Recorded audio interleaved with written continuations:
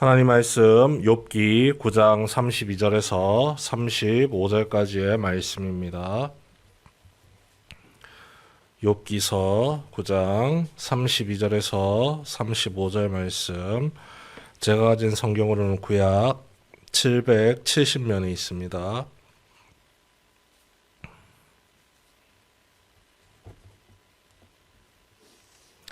우리 한 절씩 교독하도록 하겠습니다. 하나님은 나처럼 사람이 아니신즉 내가 그에게 대답할 수 없으며 함께 들어가 재판을 할 수도 없고, 주께서 그의 막대기를 내게서 떠나게 하시고 그의 위엄이 나를 두렵게 하지 아니하시기를 원하노라. 내가 두려움 없이 말하리라. 나는 본래 그렇게 할 수 있는 자가 아니니라. 아멘. 네, 욥과 엘리바스의 대화가 끝이 났습니다. 그리고 이어서 나머지 두 친구인 빌닷과 소발이 욥과 대화하는 장면이 계속해서 나타납니다. 그런데 대화를 살펴보면 이 세 사람이 과연 욥의 친구가 맞나 싶을 정도로 이 듣는 사람으로 하여금 참 마음을 불편하게 만듭니다. 또 세 친구의 입장에서 우리가 생각을 하면 또 욥의 입장이 욥에게 그런 말을 할 수밖에 없다는 것이 어찌 보면 이해가 되기도 하죠. 그래서 안타까운 반, 분노 반으로 욥과 세 친구의 대화를 바라보게 됩니다. 특히 욥의 세 친구, 정론을 이야기합니다. 바른 말을 이야기합니다. 그 말을 조곤조곤 읽다 보면요, 틀린 말이 하나도 없지요. 그런데 지금 욥의 상황에서 그 말을 한다는 것은 욥에게 칼을 하나 더 꽂는 것과 같다는 것이 우리에게 있어서 너무 불편하다는 겁니다. 빌닷은 9장에서 소발은 11장에서 처음으로 욥에게 자신의 의견을 전달을 하죠. 이 욥에게 정말 필요했던 말이 무엇이냐? 자신이 위로받고 사랑받고 내 편이 있다는 사실을 알려주는 말이었습니다. 결국 이 말은 사랑의 말이고 위로의 말이고 격려의 말입니다. 하지만 이 세 친구는 옳은 말을 골라서 하죠. 욥의 세 친구가 가지고 있는 생각, 그 말에서 드러나고 있는 이 세 친구의 생각은요, 인과응보입니다. 행한 대로 돌려받는다. 그렇기 때문에 지금 욥이 고통당하고 있는 결과를 보면서 원인을 생각한다는 겁니다. 그래서 욥을 향해 자꾸 회개해라고 이야기를 하는 것이죠. 계속 외치는 이유가 눈에 지금 욥의 상황이 너무나도 잘 보이기 때문입니다. 눈에 보이는 욥의 상황은 무엇이냐면 피부병이 걸렸습니다. 깨진 도자기를 가지고 피가 나도록 피부를 긁고 있는 중입니다. 그러는 와중에 자녀들은 다 죽었습니다. 아내는 욥에게 욕을 하고 떠나갔습니다. 홀로 외로이 남아서 도자기를 가지고 피가 나도록 피부를 긁고 있는 이 욥의 모습을 세 친구가 보면서 처음은 안타까웠지만 그 안타까움이 오래가지 못했다는 거죠. 네가 이러한 잘못을 했기 때문에 하나님의 진노가 임해서 지금 네가 고통스러운 것이 아니냐. 지금도 늦지 않았다. 자비로우신 하나님의 은혜를 바라면서 회개해라. 틀린 말이 없습니다. 너무나도 지당한 말이죠. 하지만 욥은 하나님 앞에서 죄를 지은 적이 없다는 사실을 우리가 먼저 잘 알고 있기 때문에 세 친구의 이런 답변에 대해서 우리가 100% 받아들일 수가 없는 겁니다. 오히려 혹시 모르는 죄를 내 자녀들이 짓고 내가 지었을까봐 하나님께 회개했던 사람이 욥입니다.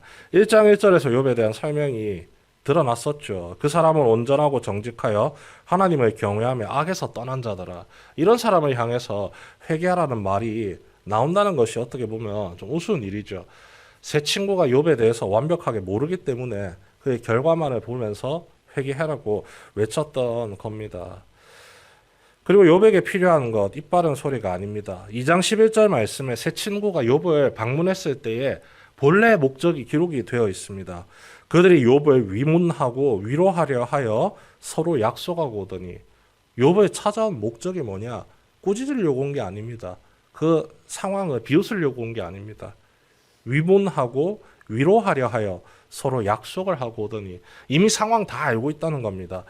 자녀들이 다 죽고 재산 다 없어지고 아내가 도망가고 피부병이 나서 깨진 도자기로 피가 나도록 피부를 긁고 있다는 소문이 다 들린 겁니다. 너무나도 놀랍고 도무지 생각할 수가 없어서 어떻게 이 친구를 도와줄까 위문하기 위해서 마음을 모으고 서로 약속을 해서 무려 일주일 동안 아무 대답도 하지 않고 같이 울어주면서 이 욥을 위로했다는 사실입니다. 그런데 사람의 위로가 얼마밖에 못 갔느냐. 그렇게 친한 친구였는데도 고작 일주일이었습니다. 일주일 지나자마자 첫 번째 친구인 엘리바스가 입을 떼면서 욥아 그렇게 살면 안 돼. 하나님께 회개해야 돼. 이런 말을 했다는 것이죠. 그래서 욥을 더욱더 아프게 만들었다는 겁니다. 우리도 마찬가지 아닙니까? 도무지 내가 이해할 수 없고 왜 내가 이런 일을 경험해야 되는지 알 수 없는 고난이 찾아올 때 하나님께 간절히 매달리고 기도하면서 나가지만 문제는 더욱더 커지고 해결되지 않고 주변 사람들, 나를 평소에 잘 알고 지내던 사람들 이런 말 저런 말로 내 모든 상황과 환경을 자기 생각대로 이야기하고 풀어갈 때 얼마나 마음이 답답하고 얼마나 기가 막힙니까? 그래서 욥이 새 친구에게 실망을 했죠. 그 실망하는 가운데 나타났던 말씀이 9장 33절의 말씀입니다. 우리 사이에 손을 얹을 판결자도 없구나.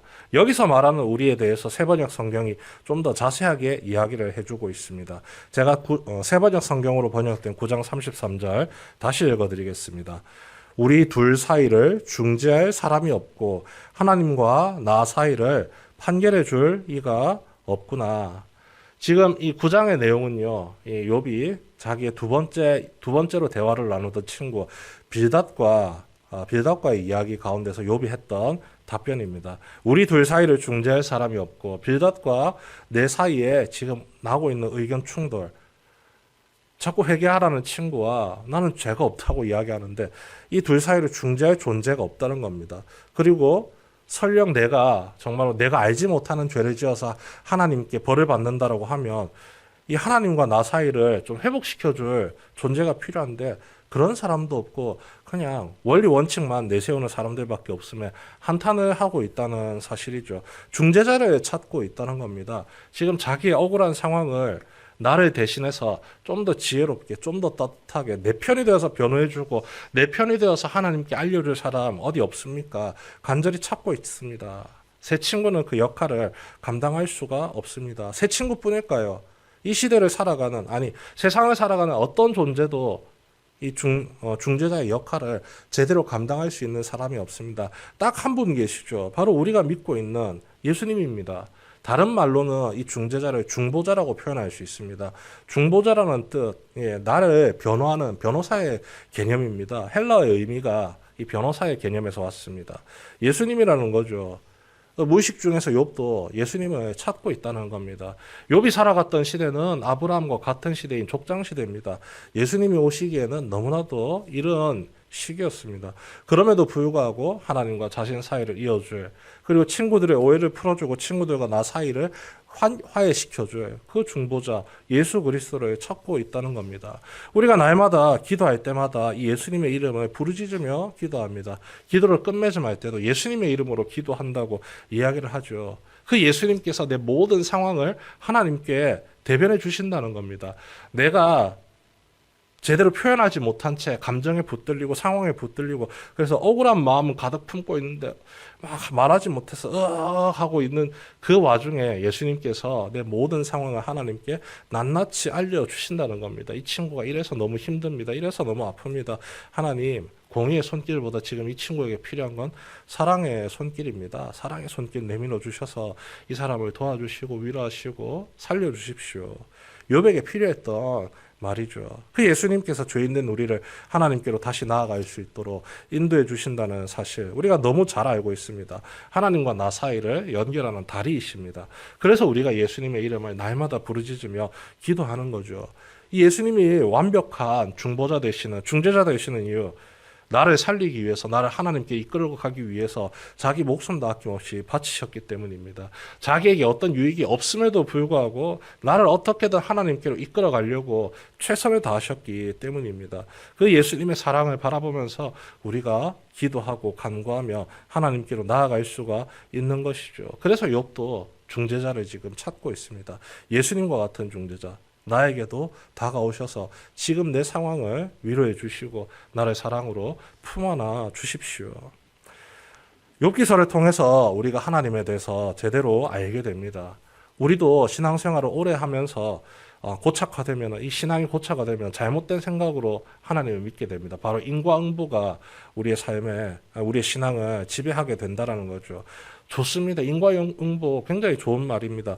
공의의 영역을 설명하기에는 너무나도 탁월하고 좋은 말입니다. 왜냐하면 그 공의로 말미암아 죄를 징계할 수가 있으니까요. 그런데 하나님께서 죄를 꾸짖는 이유가 무엇입니까? 한 영혼을 구원의 길로 이끌어가기, 회개의 길을 걸어갈 수 있도록 그 죄를 들춰내시고 스스로 반성하게 만드시기 위함이 아닙니까? 그리고 그 회개를 통해서 하나님이 드러내 보이고자 하시는 것은 우리를 향한 하나님의 사랑이라는 것입니다. 이 욥의 세 친구는 이를 잊어버렸기 때문에 이 사랑이 전혀 없습니다. 그냥 인과응보로 잘잘못을 따지기에 급급합니다. 그래서 중보자가 될 수 없습니다. 욥의 마음만 더 아프게 만드는 적대자가 되었죠. 하지만 하나님께서 우리에게 중보자 되신 예수 그리스도를 보내주셔서 우리의 마음이 지금 욥과 같이 탄식만 외치면서 나아가지 않도록 우리의 마음을 다스리시고 지켜주십니다. 탄식이 아니라 기쁨으로, 감사로 내 편이 되시는 예수님께서 하나님께 내 모든 상황을 알아주시고 나를 지키시고 돌보신다는 믿음의 확신을 품게 하시고 주님께로 향하는 나의 발걸음이 끊어지지 않게 도와주신다는 겁니다. 그리고 그 사랑의 중보자 역할을 예수님이 우리에게 먼저 본으로 보여주셨기 때문에 우리도 그 길을 믿음으로 걸어갈 수 있게 된다는 거죠. 가족을 위해서, 친구를 위해서, 동료를 위해서, 그리고 믿음의 지체를 위해서 기도하게 하시고 위로하게 하십니다. 우리가 오늘 주신 이 말씀을 기억하면서 주님의 사랑을 세상에 드러내며 실천하는 믿음의 자녀로서 우리가 담대히 살아갈 수 있도록 함께 기도하는 이 아침 되시길 주님의 이름으로 축원합니다.